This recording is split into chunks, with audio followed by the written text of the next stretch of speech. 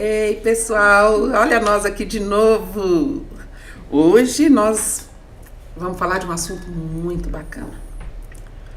E nós estamos recebendo Caio Pedra, que é diretor de políticas para a população LGBT de Belo Horizonte, presidente da Comissão Municipal de Direitos Humanos e Cidadania da População LGBTQIA+, e Observatório de Direitos Humanos de Belo Horizonte, doutorando em Ciência Política e mestre em Direito e Administração Pública.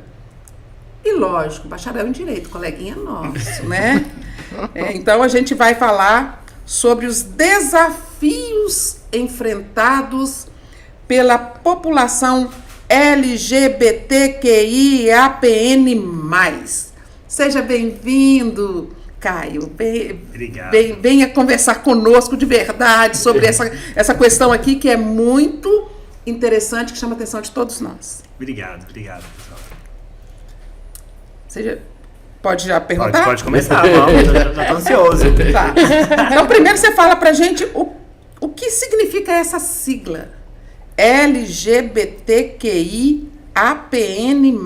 Essa sigla é uma construção histórica, né? Você viu que quando você foi falar no meu currículo, você falou diretor de política LGBT, porque a diretoria foi criada num momento histórico. A comissão já é LGBTQIA+, porque ela foi criada em outro momento. E nas perguntas a gente está falando LGBTQIAPN+. Em outros países a sigla é maior ainda, tem outras letras. Nossa. Porque a lógica é que cada letrinha aqui é um movimento específico, né? Um grupo de pessoas específicas. E alguns até dá para ser duas letrinhas ao mesmo tempo. Depois a gente vai ver isso. Mas a lógica é que assim que os movimentos vão se organizando, né, reivindicando espaço, reivindicando visibilidade, eles vão ganhando um espacinho na sigla.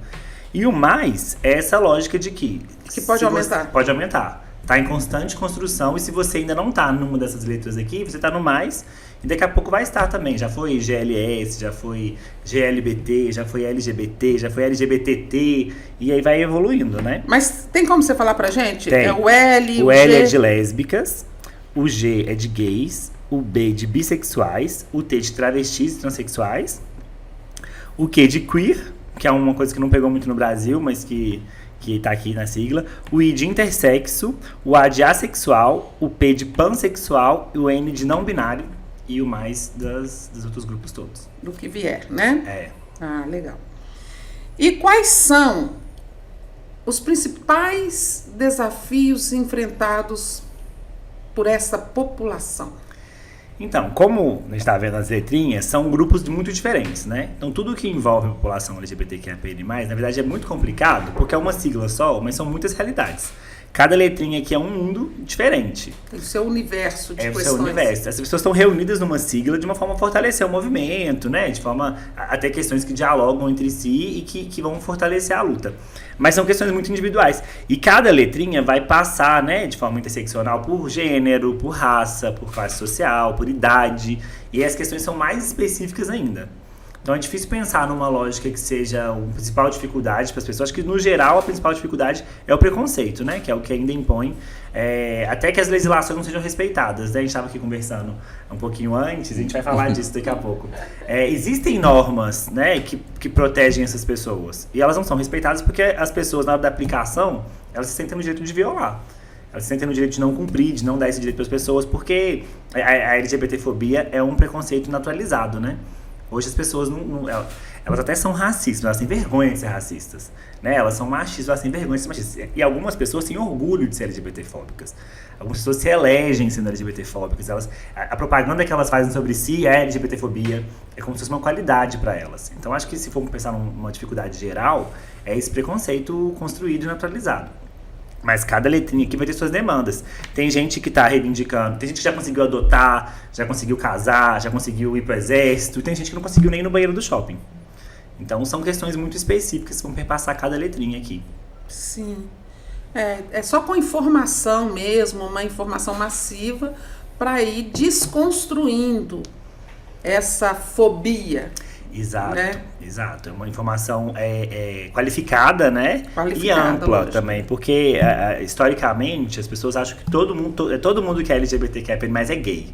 É como se fosse... Reunisse todo mundo. É um né? grupo só, assim. Tem filme que retrata isso, umas coisas. Tem aquele tanto de gente diferente, aí chega a polícia e fala assim, ó os viados, encosta na parede. Pois Então, é. historicamente, tem uma generalizada, né? Na figura do homem, que foi, né? E é ainda muito predominante no movimento. Mas as coisas estão mudando.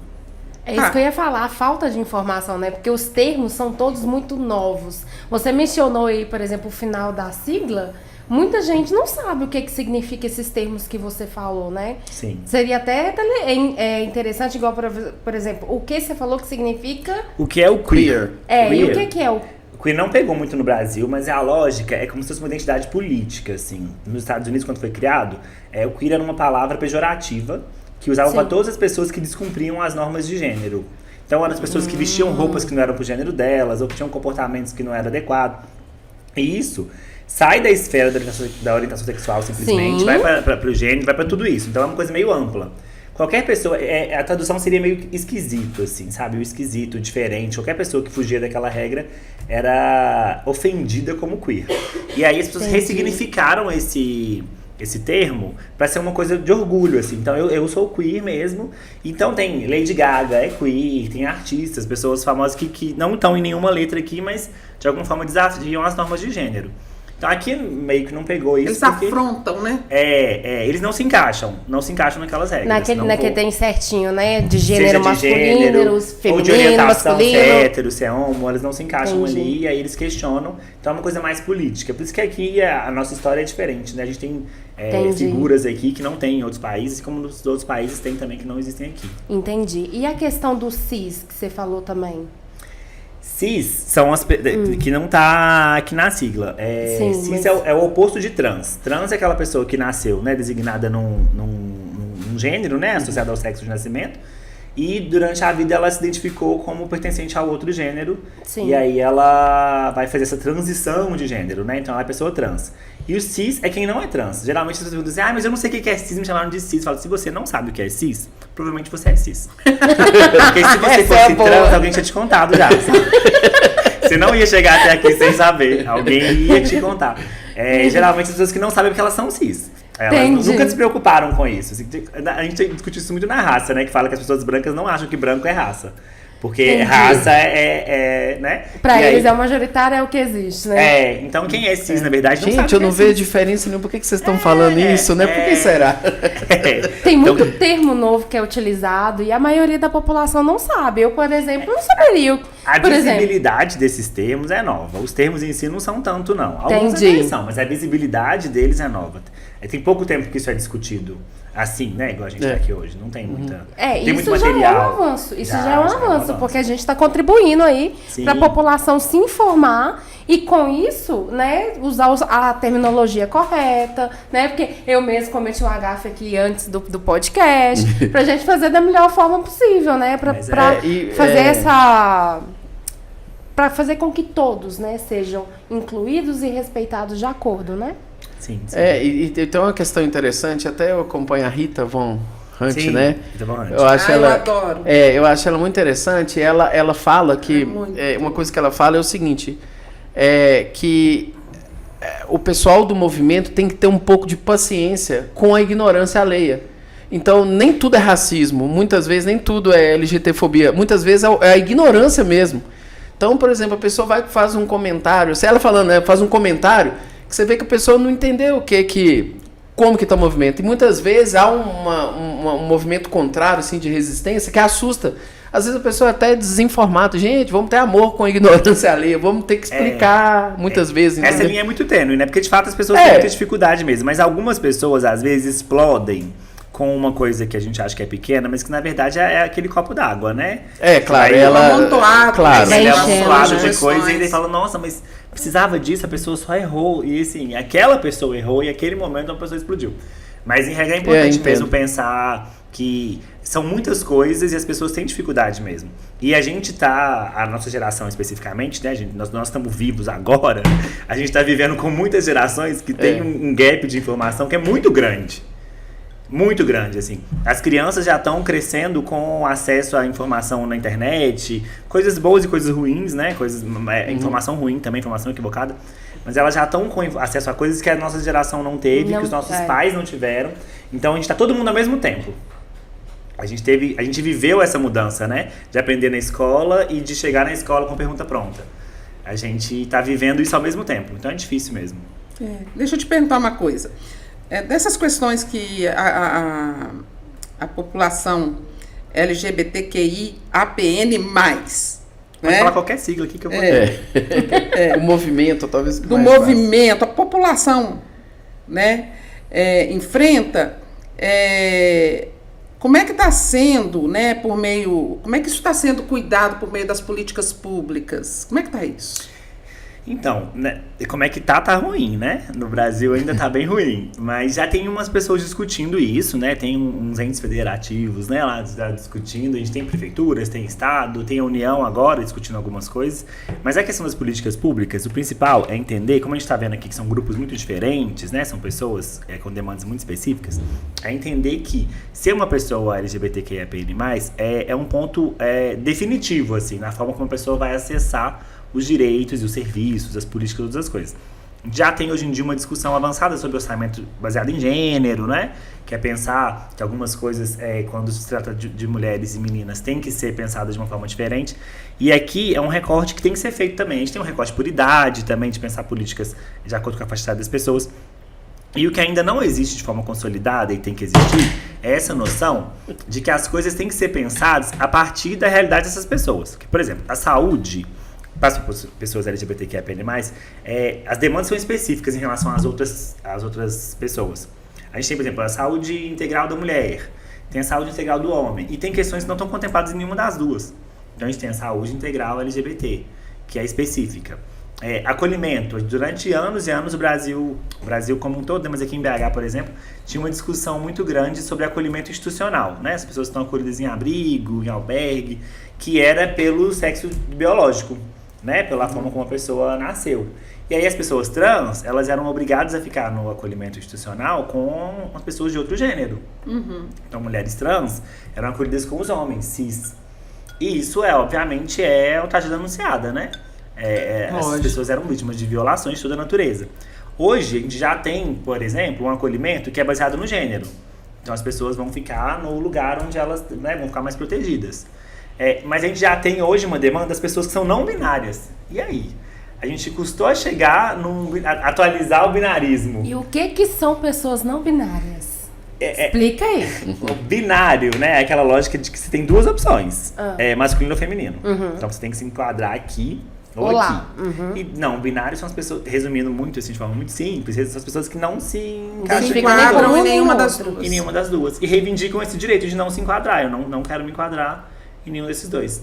E aí a gente tem aquelas pessoas que usam pronomes diferentes, que não usam palavras femininas ou masculinas, porque é um movimento de questionar isso mesmo. Por que eu tenho essas duas opções? É aquela coisa da linguagem neutra sendo usada também nesse sentido. Algumas pessoas não binárias reivindicam a linguagem neutra como uma bandeira, mas a linguagem neutra não é isso tudo que as pessoas pensam, não. Ela é o novo espantalho, é o novo kit gay. Que, estão ensinando linguagem neutra. Meu filho chegou em casa falando todes. Isso é o novo kit gay. Mas eu falo no sentido, assim, de que elas, esse grupo não binário... Não binários, exatamente. Gostaria de que houvesse uma linguagem... Tem uma demanda pela linguagem neutra e tem uma demanda pelo que chamam de linguagem inclusiva, que é aquela linguagem que não marca gênero, que é o que atenderia a muitas coisas, porque em regra a linguagem é sempre masculina, né? Todo plural é masculino. Eu sempre fiquei muito em ambiente no trabalho ou alguma coisa assim, sempre um ambiente em que eu era o único homem, eu tinha 2 homens, e aí tinha lá 10 mulheres e aí tem um homem no meio e a pessoa vira e fala assim, todas, desculpa, todos. Porque se tiver um homem, a linguagem tem que ser masculina. E se a linguagem for feminina, é uma ofensa, né? É um desacato. Então já tem aquele movimento do todos e todas. E tem uma lógica também. Já é muito usado isso, já é muito usado, todos e todas. E a gente ainda tem essa lógica de tirar o gênero da linguagem.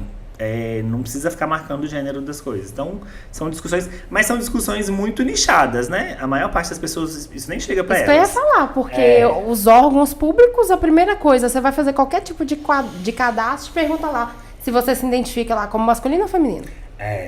Não tem nem opção assim, outros. Alguns ainda tem. É uma discussão tão nichada que o que hoje sai disso são as fake news, né? Essas notícias que criam um espantalho, uma ameaça. As pessoas acreditam, porque elas, né? Eu não sei o que é isso, nunca ouvi falar disso, nunca vi isso em lugar nenhum. E aí eu recebi aqui no grupo que estão distribuindo uma madeira na escola, eu vou acreditar.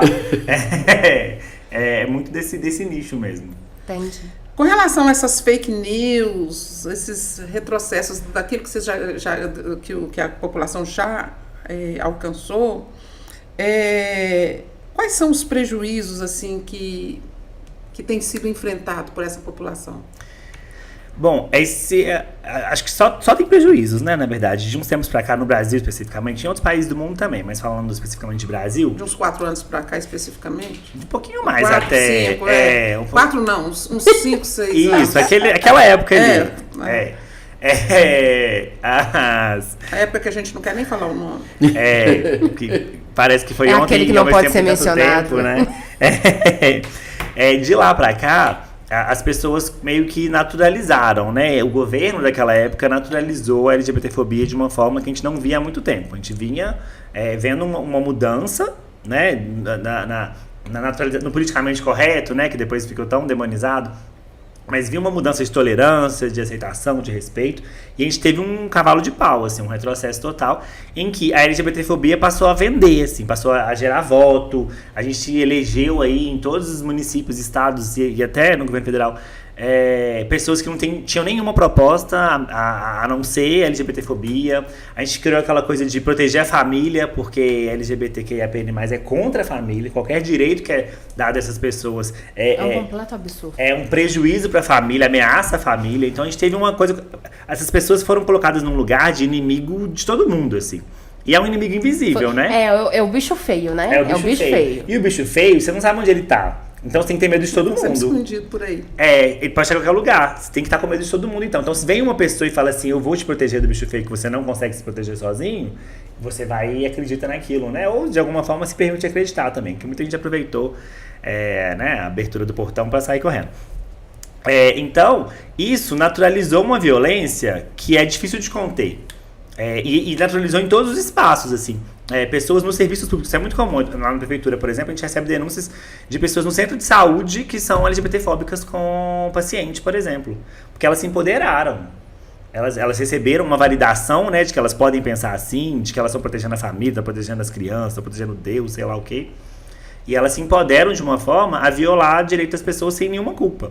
Quando a gente tem ano eleitoral, né, de 2 em 2 anos, o segundo semestre do ano, que é a época da campanha, é a época em que o número de denúncias de crimes LGBTfóbicos aumenta. Porque aquela campanha política vai empoderando as pessoas, né? Vai introjetando, né? Isso, as pessoas vão lembrando. Vai inflamando, né? Inflamando. Vai inflamando as pessoas. Então o número de violência aumenta também. Existe toda uma relação. E aí, essa discriminação, né, que não está centrada no governo, não está centrada numa pessoa, ela está disseminada. Essa pessoa está disseminando entre as outras e elas estão, de alguma forma, reiterando isso. Aí as ruas ficam mais violentas, os serviços ficam menos acessíveis. Isso afasta as pessoas. Quando você vai no centro de saúde e você é maltratado, você não volta.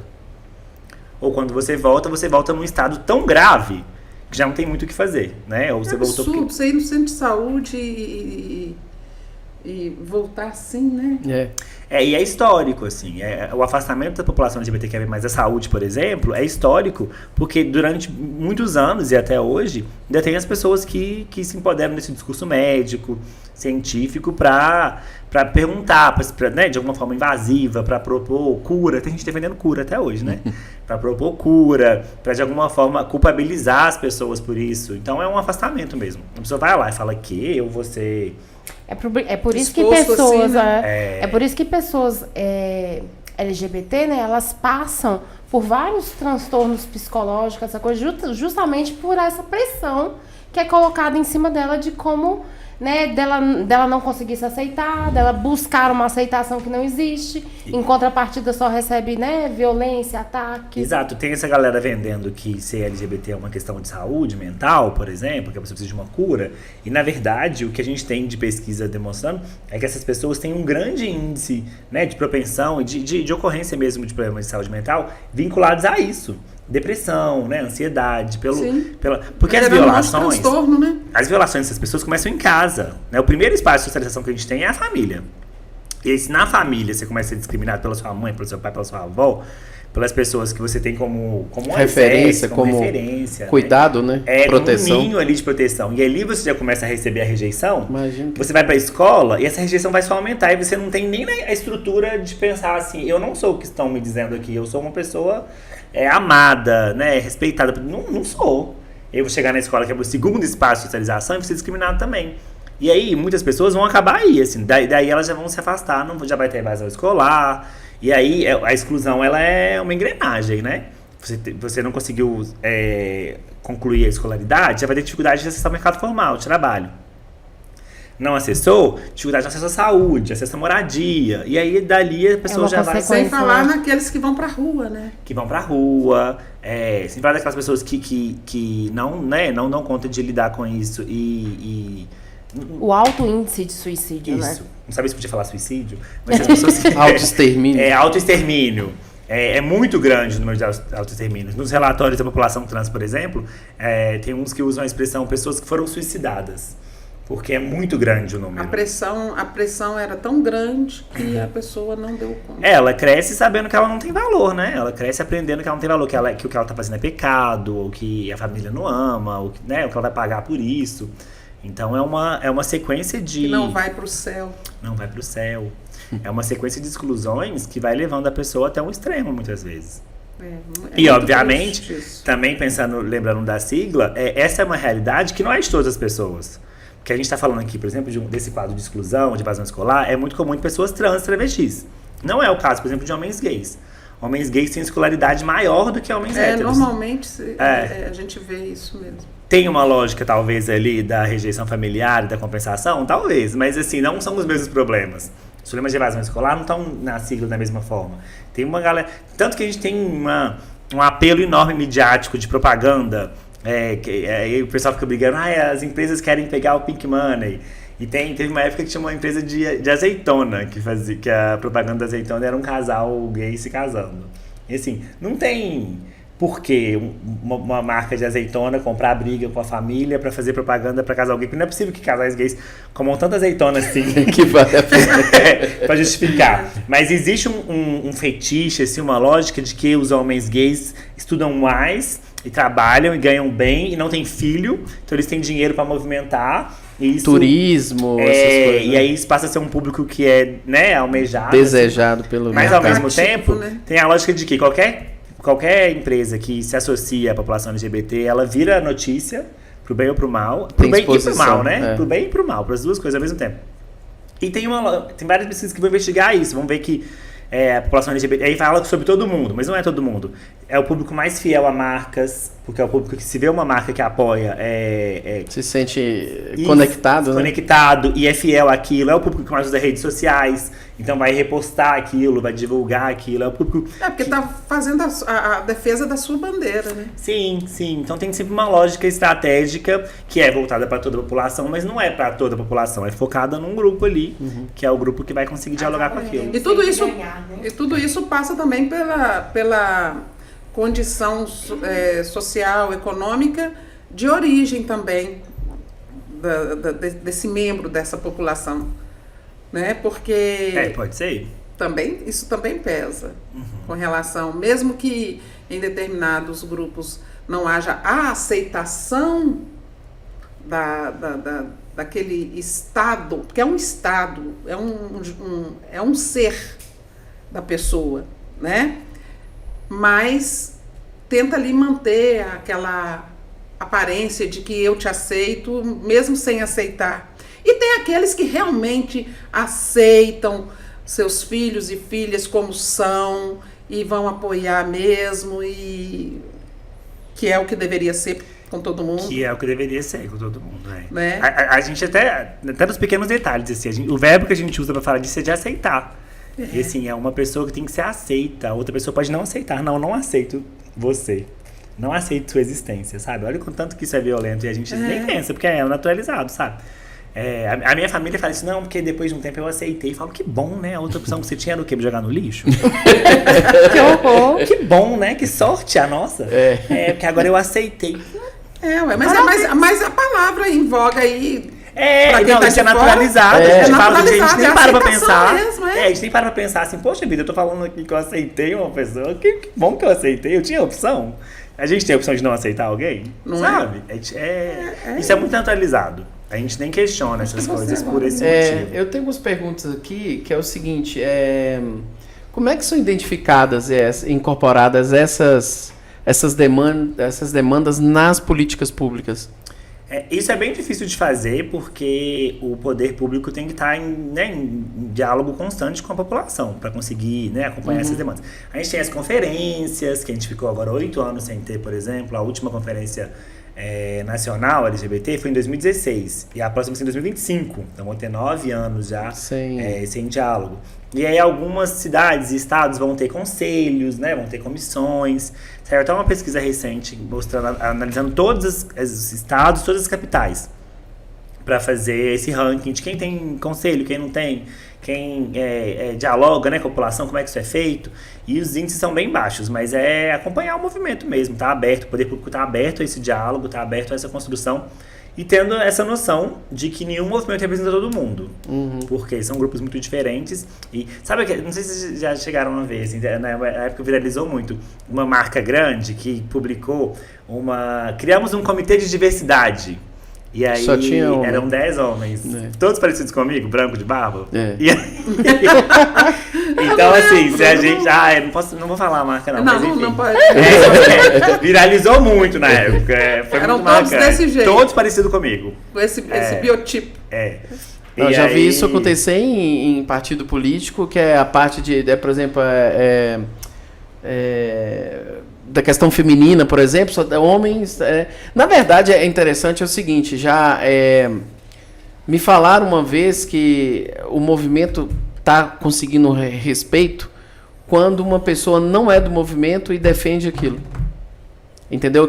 É uma coisa que eu até estudei no mestrado, que é uma coisa que eles chamam de política da presença, que é o seguinte, eu sei que era ciência política, na área sua aí, quando você está iniciando um movimento, é natural que quem vai capitanear aquele movimento é alguém que seja dele, entendeu? Mas que a gente está conseguindo mudar a mesa, a gente está conseguindo ter essa aceitação quando você tem pessoas que não são do movimento e defendem unha e carne. Teve na Espanha um movimento muito interessante disso, que foi o seguinte, a aprovação da lei de aborto. Os deputados lá tinham o mesmo perfil que conservadores, ok? Só que o que o movimento fez? Foi em cima dos médicos, porque tinha muitos deputados que eram médicos e eles sabiam o que acontecia com o aborto ilegal na Espanha. E aí o que fizeram? Conseguiram a aprovação da lei de aborto pela sensibilização de homens que eram conservadores, mas que eram médicos, que sabiam o que acontecia, que já tinham recebido. Então isso é muito interessante, quando a pessoa não é do movimento, mas sensibiliza e passa a ser defensor, né? Mas essa é uma lógica que também muito ancorada no preconceito que as pessoas têm a quem é do movimento, né? Quem justamente. Tem esse formato. Eu já dei muita capacitação, muita coisa, e assim, reconheço meus privilégios. Eu sou um homem branco, cisgênero, né, com autoescolaridade. Então, assim, às vezes eu ia numa empresa e falava assim, gostei muito, foi muito bom. O pessoal tava com medo quando viu o tema de vir um militante, né? Mas aí gostaram muito de você. Porque tem... não assustou ninguém. Não assustou ninguém, você não queimou um ônibus aqui, tava com medo de você queimar um ônibus. Tem essa discriminação, assim. E aí esse perfil técnico, né, do médico, da pessoa, isso comove as outras pessoas de uma forma que uma outra pessoa talvez não fosse nem ouvida. Com certeza. Então isso é muito ancorado no preconceito também. E como é que está a sociedade civil nisso? Na formulação dessas políticas? Qual que é a influência? Porque a sociedade civil, às vezes é mais, né, com suas associações, com grupos, eles conseguem ser o primeiro grau de representação. Como é que eles influenciam nisso? a luta da sociedade civil é para conseguir influenciar, de fato, né? Nem todas as estruturas estão abertas a esse debate. A gente tem hoje no governo federal um conselho, mas a gente não tem em todos os lugares, não. Até porque o conselho demanda lei, né? Lei demanda Câmara dos Vereadores, Assembleia. Então, essa participação tem sido muito difícil ainda, muito dificultada. Depende da formação dessa Câmara, da formação da Assembleia. Por isso a importância da conscientização no voto, né? E mesmo o executivo local, né? A visão sobre esse tema por essas pessoas. Aqui em Belo Horizonte, por exemplo, não tem conselho. A gente tem uma comissão, que não é um conselho, né? É uma coisa criada pelo executivo, por decreto. A gente não tem um conselho. Entendi. Várias coisas, assim, levando pro jurídico.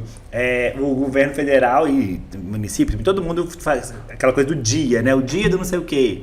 O governo federal tem lei do dia do milho, dia do forró, dia de tudo. E o único dia do governo federal, tá desatualizado isso, né? Quando eu mestrado eu pesquisei isso. Só tinha um dia que o governo federal criou por decreto, né? Que é um ato do presidente, não passa pelo Congresso. Que era o dia de combate à homofobia. O Congresso aprovou o dia do... Eu adoro milho, inclusive, não tô reclamando. Mas o problema não é o milho. O Congresso aprovou o dia do forró, o dia de tudo. Todos os dias passaram pelo Congresso. Um dia não passou. 17 de maio, Dia Nacional de Combate à Homofobia. E como é que estão as metas disso? Se tem esse conselho, o movimento com certeza tem metas para essa inclusão. O que tem claro? O que vocês colocaram no papel, assim, que é o básico, pelo menos? A gente está vendo que tem muito que avançar, mas isso aqui é o básico para a gente começar a virar a mesa e essa inclusão começar a ser real. Do ponto de vista do Conselho Federal, né, o Conselho Nacional LGBT, eu não acompanho o trabalho, né, exatamente assim. Eu sei que ele é novo, ele é de 2023, começou, né, na atual gestão do governo federal, e está fazendo as conferências, então acho que está meio que se organizando para poder propor coisas. Mas aqui na comissão do município, por exemplo, né, que é que eu integro, a gente já tem várias coisas que a gente quer fazer, que a gente quer organizar, mas acaba que são tantas questões que vão sempre um incêndio para apagar. A gente tem aqui em Belo Horizonte, por exemplo, muitas questões com a saúde. A saúde, recentemente, descentralizou o acesso à PrEP, por exemplo, que é a profilaxia pré-exposição. E aí, tem um público, que é para todas as pessoas, mas tem um público LGBT, que é mais muito forte, que acessa. E aí essas pessoas começaram a ser discriminadas nos postos de saúde quando elas chegam lá, sabe? Então acaba que a gente faz muito esse trabalho de... A gente está se organizando agora, a gente fez uma conferência, no ano que vem vai discutir o plano, vai fazer uma coisa propositiva. Mas acaba que a gente fica muito acompanhando os serviços, acompanhando as coisas e falando, olha, não é assim que as coisas funcionam. Olha, essas pessoas não estão desprotegidas de tudo não, sabe? Tem uma parte do poder público que olha por elas. A gente está tentando, de alguma forma, colocar isso para funcionar. Então, hoje ainda é muito apagar incêndio. Mas existe um trabalho de produzir dados, de produzir informação para conseguir, de alguma forma, propor coisas, né, para o futuro. Perfeito. Só um minutinho, gente. Isso aqui é uma obra, um livro, né? Gênero e Sexualidade para Operadores do Direito. É uma obra do Caio e da Luísa Cota. Vira aqui. Sim. Tá aparecendo? Bacaninha. O Léo coordena a gente aqui, ele é firme, né? Então, deixa eu ler de novo o nome Caio Benevides Pedra e Luísa Cota Pimenta. Esse livro a gente organizou, né, com duas metas principais. A primeira é tentar organizar um mínimo de leituras que as pessoas que estão se formando em direito, ou que já se formaram e querem entender um pouco disso, precisam saber para não... Inclusive nós. Inclusive pra gente não ver as coisas que a gente vê, né? Juiz entrevistando criança violentada e perguntando, você não quer ter uma bonequinha? Sabe? Como se criança fosse brinquedo. E essas coisas que a gente não aprende na faculdade, porque a gente aprende na faculdade do sujeito universal, né? Que é o Caio Tício Mévio, não aprende nada diferente disso. Qualquer pessoa que é diferente disso, a gente nem é citada. Nem é citada, nem existe. Então, organizar um pouco dessas leituras que as pessoas precisam ter. E o segundo, de buscar trabalhos que fujam um pouquinho do eixo sul-sudeste. Assim. A gente buscou, pesquisou, foi atrás de autores e convidou de todas as 5 regiões do país para trazer para cá umas discussões diferentes também, que têm sido feitas em outros estados e outras discussões, para trazer uma coisa diferente para a gente. Vale a dica da leitura aí, né? Para se informar. Ô, Caio. Gente, nós estamos olhando para lá, porque toda hora a Morgana ela vem e faz um sinalzinho pra gente do tempo. Do tempo, Acabou? Mas isso é pra nós. Não acabou não, é só controle. É controle. Não, e o bom, Tô vendo ela que ela vai me você tirar tá daqui. de lente, Não. ela não enxerga também não. É, não enxerga. Não, ela faz isso pra mim, eu sou míope. Aí a gente traduz, falta 10 minutos, falta 15. Eu acho que acabou já. Não, acabou não, pode tem muito o que continuar. falar. Preocupa não. Preocupa não, que eu ainda vou te interrogar. Calma. Interrogar, olha pra ver. É porque eu tô com dúvida, gente. O pessoal aí de casa também deve estar. Eu queria saber de você, Caio. Né, você falou que você tem esse amparo jurídico nessa questão, né, sabendo desse assunto dos LGBTs, QIAPNA+. Como é que tá essa questão, por exemplo, em escolas, em presídios? Tem uma estrutura para poder recepcionar essas pessoas, fazer esse acolhimento? Ainda bem que o tempo não acabou, né? E, desculpa, eu falei que eu ia tentar ser menos, gente, mas eu não dou Não, porque conta. essa é uma pergunta muito difícil. Eu Vamos sei. por partes. Eu sei. Um problema muito grave que existe é isso que a gente estava falando sobre que tudo que você falou são serviços públicos, né? Escola, Sim, presídio, essas principalmente esses Isso. aspectos, por exemplo, igual você falou, tem pessoas que não conseguem usar um banheiro no shopping sem criar uma confusão, né? Tem um problema que a gente enfrenta muito grande hoje, é que as pessoas se empoderaram para ser LGBTfóbicas. Então, elas se sentem no direito de negar o outro direito, mesmo que seja previsto. Um desses direitos, um exemplo, é o nome social. O nome Sim. social está previsto na forma de decreto, né? Não tem uma lei que garanta, mas tem decretos.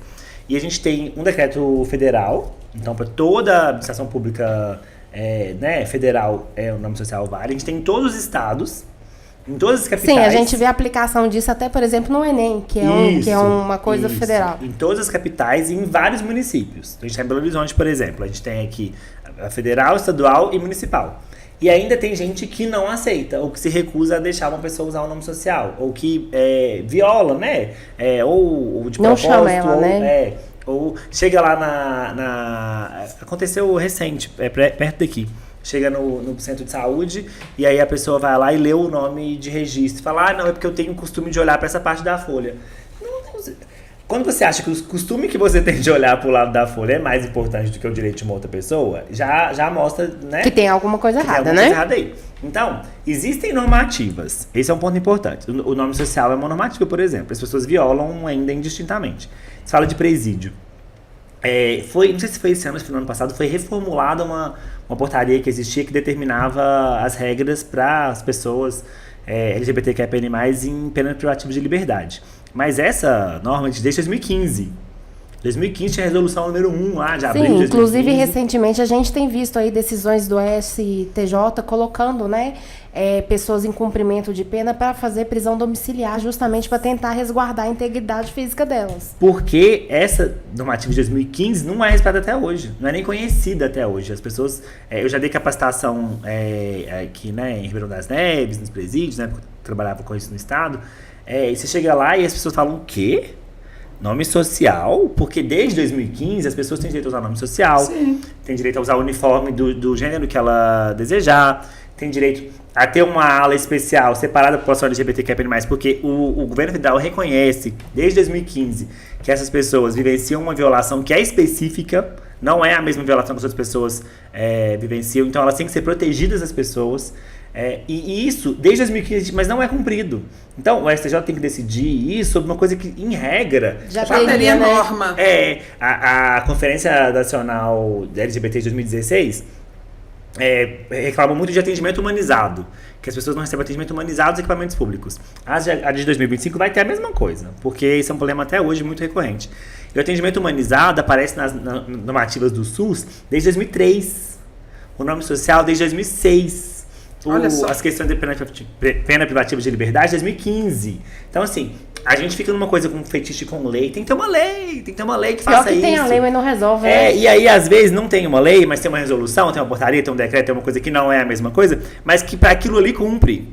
Porque é uma resolução do governo federal, ela tem que ser cumprida. E como é que você vê uma forma de política pública, alguma coisa, pra gente educar, pra população se inteirar, participar desses grupos e, ao mesmo tempo, permitir, né, que faça essa ligação, que promova esse respeito. Esse é o desafio, né? Assim, Você vislumbra alguma forma disso? Um jeito? Então, vou me dispor com algumas pessoas Aquelas, agora. Né, se eu tivesse a solução, nós não tava aqui discutindo. Não, vou me dispor com algumas pessoas agora, mas eu acho que o que tem funcionado no Brasil, ainda que pouco, mas quando a gente vai pensar em legislações que protegem minorias, é conscientização associada à punição. Foi assim com a Lei Maria da Penha, né? Tem sido assim com o feminicídio, que é mais recente, com o racismo. Vem uma legislação... O endurecimento, né? Vem uma conscientização, a partir de agora não pode mais. E vem uma punição exemplar, aquelas coisas, porque aí as pessoas começam a minimamente evitar. Estou defendendo que as pessoas sejam punidas e presas? Não. Estou dizendo que, historicamente, eu não vejo outra forma de proteção das minorias no Brasil, né? Estou aberto aí a outras ideias. As sugestões. Mas eu acho que enquanto as pessoas não tiverem vergonha, sabe? Ou medo de serem LGBTfóbicas, porque a impunidade empodera muito, né? E a internet contribui muito para isso, Tem uma pesquisa que foi feita uns anos atrás, que perguntava para a pessoa, se você é preconceituoso? A pessoa falava assim, não. Só 20% falava assim. Aí depois mostrava frases, e essas frases que você fala? Todo mundo falava, então todo mundo era preconceituoso, mas não se entendia como preconceituoso. Mas uma coisa legal é que nesses 20%, quase todo mundo era LGBTfóbico. Na hora que chegava as outras coisas, todo mundo era racista, era machista, era tudo. Mas ninguém dizia, ninguém fala assim, eu sou racista, eu sou machista. Não, mas na hora que qual que é o seu preconceito? Eu sou LGBTfóbico. Porque tá errado isso aí, não pode, não, a minha religião não permite. Não permite, né? Então a pessoa não tem nem vergonha, sabe? Ela não tem pudor em defender uma hierarquização social em que o grupo é subjugado. Eu acho que as pessoas ficam muito preocupadas, né, com o que o outro é, em vez de olhar para si mesmos, né? O que eu sou, né? O que eu tô espalhando, né? Mas deixa eu só perguntar aqui, o que tem de legislação hoje efetivamente para proteger? O que a gente tem de avanço? São poucos, mas a gente tem que agarrar, né? Temos que se agarrar no que já tem. Já tá difícil, imagina. Quando a gente vai pensar em lei federal, a gente tem duas só. Que é um inciso na Maria da Penha, que fala que vale para casais de mulheres lésbicas também. Uhum. E aí, depois de ter aquela conversa, a jurisprudência já aplicou também, já consolidou que vale para mulher trans, né? Então, tá vendo, gente? A Lei Maria da Penha também vale nesse sentido. É importante ressaltar isso. E tem uma lei de radiodifusão também, que é super antiga, que fala que nenhuma pessoa pode ter a licença de radiodifusão cassada por discriminação, né? É só isso, de legislação. O que a gente tem são atos, tem decreto do nome social, tem resolução de privativa de liberdade. E tem os crimes comuns, né, que abarcam essas situações. Por exemplo, a pessoa homoafetiva que sofre uma violência, igual a gente vê muito nos dias de jogos, essa coisa toda. A gente tem os crimes de lesão corporal, os crimes de dano e assim vai. São crimes gerais. E agora a gente tem a criminalização da LGBTfobia, com uma encomenda de uma legislação, né? Uma legislação em si não tem ainda, tem a decisão do STF só. E o resto é jurídico, né? Decisão judicial ou decreto, resolução, portaria. Pois essa é a minha pergunta. Porque o que acontece? Nós sabemos que esses avanços hoje, com o perfil que a gente tem no Congresso, com o perfil mais conservador, por lei, senta e espera. Aí vem o judiciário. O judiciário, ele tem que decidir, ele não tem como fugir disso, é uma das funções do judiciário. Como que tá as questões? Como que tá a questão, assim, a judicialização das questões envolvendo o movimento LGBTQI+, o que tem? O que está sendo demandado mais? Tem a questão do nome, o que mais? Só para a gente saber, bom, o pessoal está brigando pelos direitos. No judiciário, como que está? Essa discussão do judiciário vai ter sempre aquele pessoal que vai dizer que é ativismo judicial e que a gente tem que sentar e esperar o legislativo trabalhar. Se não trabalhar, não trabalhou. Cada um que morra para lá. Então, essa é uma discussão difícil. O que tem de recente do judiciário, né, assim, no STF, era o banheiro. Que o judiciário essa semana, inclusive, reiterou aquela decisão de que não vai julgar.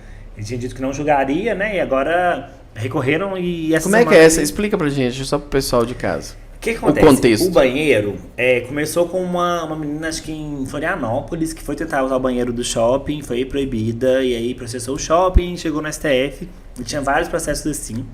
Em 2015, ou 2016, não sei, 18, não lembro.